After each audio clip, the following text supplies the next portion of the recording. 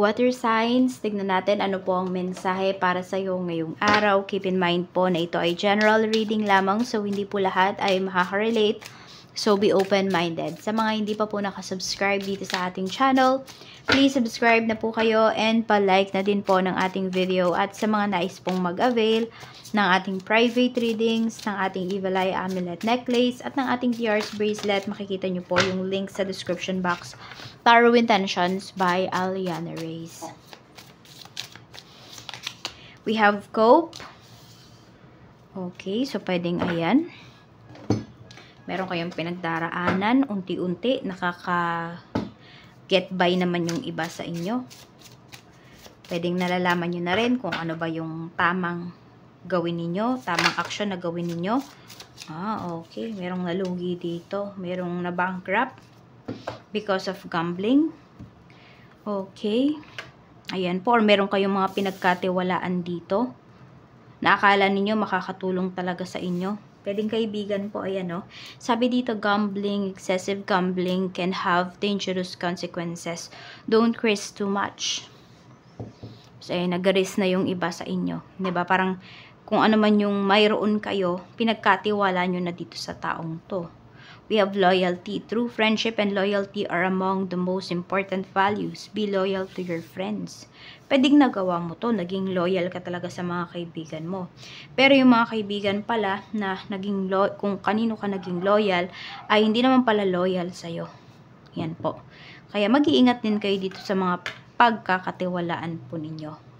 Water signs. Tignan natin ano pa yung mensahe para sa'yo. So medyo malungkot yung iba sa inyo.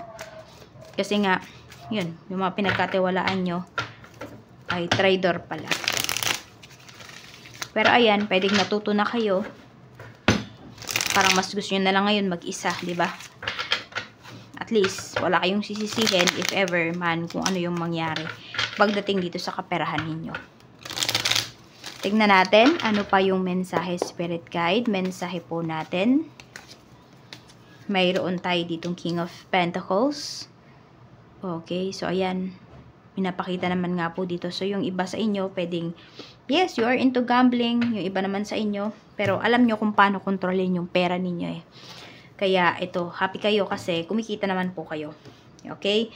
Yung iba naman sa inyo, ayan, happy kayo ngayon kasi mas napagtutuunan ninyo ng pansin yung inyong kaperahan. Happy kayo dito na kumikita. Happy kayo dito na gumagastos. Ibig ko bang sabihin, wala kayong tinatapakan na tao. Okay? We have the Emperor. Meron lang dito, pwedeng nangutang sa'yo, water signs, pero wala siyang isang salita. The Sun. Yan siguro yung hindi mo na mapagkakatiwalaan.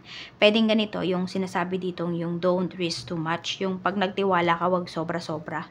So, pwedeng ganyan po. Natututo ka na talaga sino ba yung mga tao na dapat mong pagkatiwalaan at sino ba yung hindi. Yan, meron dito talaga ay parang mahilig lang siyang mangako, pero hanggang dun lang talaga. Hindi niya mapanindigan kung ano man yung mga sinasabi niya sa'yo, ano man yung mga pangako niya sa'yo. Tignan natin, we have 8 of Pentacles. Tignan natin. We have King of Swords. Meron tayo ditong Ace of Cups. Meron bang umalis dito sa trabaho? Or napapagod na sa trabaho. Ano yung tawag doon? Nababurn out na yung iba sa inyo sa work. Ayan, parang feeling mo, meron dito ha, hindi ko alam kung katrabaho mo ba to, or ikaw ba to, feeling mo binigay mo na lahat dito sa trabaho. Pero parang kulang pa rin. We have Temperance. Hindi na kayo makapaghintay dun sa blessings na paparating sa life ninyo. Hindi na kayo makapaghintay dun sa mga positive things na paparating sa life ninyo. Parang, ano ba, nasasabi mo, wala na bang katapusan yung mga paghihirap mo? Wala na bang katapusan, water signs, yung mga, ano mo, yung mga, yan, mga nangyayaring hindi maganda sa life mo. Iba sa inyo, it's either tinatawag nyo itong kamalasan, ganyan. We have 3 of Swords. Okay. So, you need to be faithful. At saka tingnan mo daw dito kung anong bagay, anong paraan ka ba makaka-cope up pagdating dito sa mga problema mo. We have 7 of Pentacles. Parang instead daw na isugal mo yung pera mo, i-invest mo na lang talaga siya, pwedeng sa negosyo, or kung anumang mga investments. Yung alam mo talaga na hindi man sobrang laki nung kikitain mo or nung tubo ng pera mo, pero alam mo na safe siya. Dun ka daw mag-invest. And for some of you, alam nyo kung ano pa yung kailangan yung pag-investa ng pera ninyo, yung health ninyo. We have the star. Ayan po. Meron namang sinasabi sa'yo dito, water signs, na kayo po ay makakabawi pagdating sa inyong finances. At meron ding healing na pinapakita dito. So, kung meron man dito nga na nanloko sa'yo, pwedeng hindi naman kayo magkaayos ng tao na yun ng katulad ng dati. Yung ano ninyo, yung samahan ninyo. Pero, pwede po na maibalik niya sa'yo kung ano man yung kinuha niya sa'yo. Hindi man siguro 100%, kasi yung tiwala nga hindi na yun babalik, 'di ba? Pero, ayun, may mababalik naman sa'yo dito. We have 4 of Wands. And we have 4 of Cups. Okay. So, minsan, hindi naman daw yung pagiging loyal yung kailangan natin eh. Kailangan mo ding matuto kung hanggang saan ka lang ba magtitiis at alam mo dapat kung hanggang kailan ka na dapat or kung kailan ka na dapat magle-let go. Kasi kung nakikita mo dito,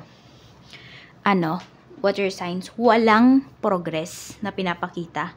So, 'di ba, pag wala kang progress na nakikita, magi-stay ka pa kaya?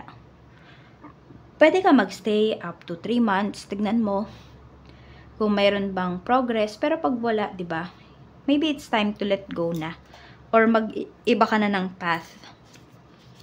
We have 5 of Swords. Alam mo, maraming taksil dito sa paligid mo.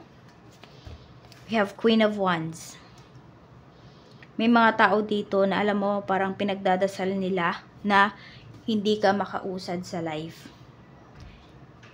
Yung akala mo na todo yung suporta sa'yo, pwedeng isa yan sa mga nagdarasal, no? Nagmamanifest na hindi ka makausad. Kaya huwag kayo basta-basta magtitiwala. We have 8 of Cups. And we have 2 of Swords. Okay, meron ka ba ditong gusto mo nang iwasan? Anumang sitwasyon yan, or tao man yan, or gawain. Iwasan nyo na po. Okay, kaya kayo nagdadalawang isip towards that connection, towards that gawain, kasi alam nyo po na hindi yan makakabuti sa inyo. Kaya i-let go nyo na yan. Meron tayo ditong 9 of Cups. So, some of you are not yet satisfied talaga pagdating sa mga actions po ninyo. We have Death card. Bakit? Kasi po kailangan nyo ng pagbabago. Kailangan may pagbabagong mangyari dito sa life ninyo. Mayroon tayo ditong Queen of Cups.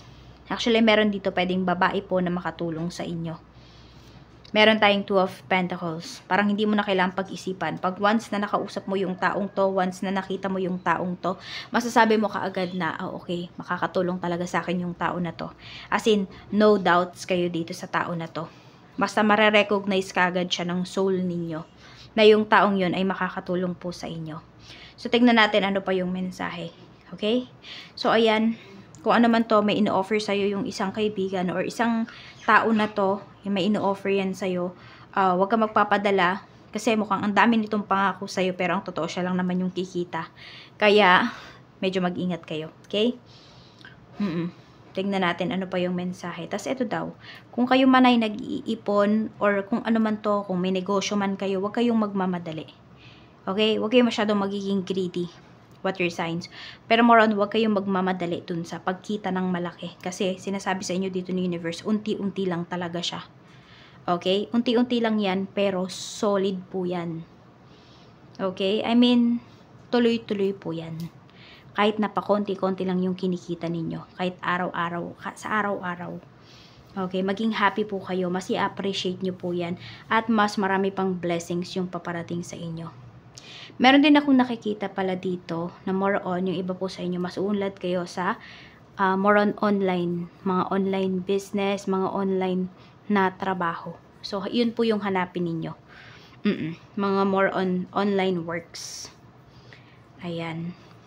Kasi 'di ba kung hindi na talaga kaya ng trabaho ninyo, yung mga gastusin, ayan po yung hanapin ninyo. Mas makakatulong po yan sa inyo.